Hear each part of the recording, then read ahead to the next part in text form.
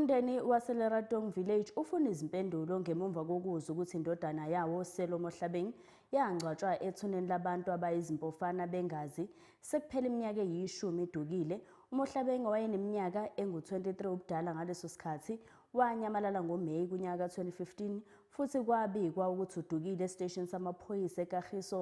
Umndeni uthi ngoMashi walonyaka umphenyi omusha owajutshwa wababikela ukuthi uMohlabeng utholakale eshonile ngosuku olulandela anyamalala ngalo.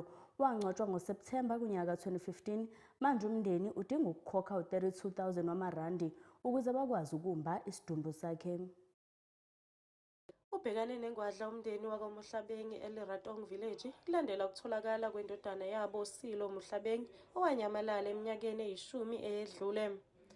uSilo wayeneminyaka engama-23 ngenkathi eduka kubikwa ukuthi watholakala edindilizile ngaphansi kwebhuloho eTerfontein ngawonyaka ka-2015. Ngwanaka o tsamaile ka di-10 tsa Mei 2015 ene ho tsamayeng ha hae nna ke kopane le yena bontlong ha ke bua kerekeng ka bua le yena ke nyaka skiya ka kry le hore o teng e be mpha skiya a ntse a le around me.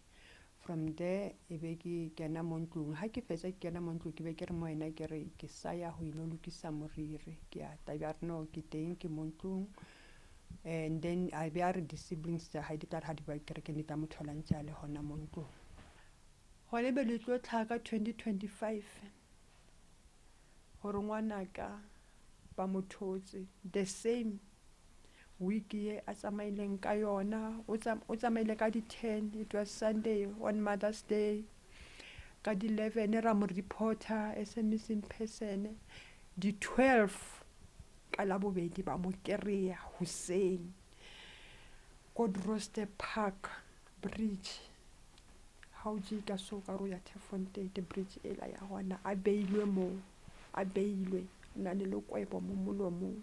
Unina uqhube ngokuzwakalisa ubuhlungu ababuzwile kokulahlekelwa indodana yabo. Ngwanaka o patilwe ese phopha mushara o today o mpolella hore bona ha se phoso ya bona ke ya mang phoso ke ya mang ha se ya ka le nna phoso ha ke ya ba rekisetsa stopo sa ngwanaka ba tsong ka stopo sa ngwanaka from the government mushare bona ba se pata ngwanaka ba ntse ba mo kire a ina le ID mo ho yena why ba sampha yena ka ipatela yena hone bele ba batlo re nna I must pay them or I must exhume marapo a ngwanaka ntho ke ikopang ho bona ke kopa re bamphe marapo a ngwanaka nna ke a pate.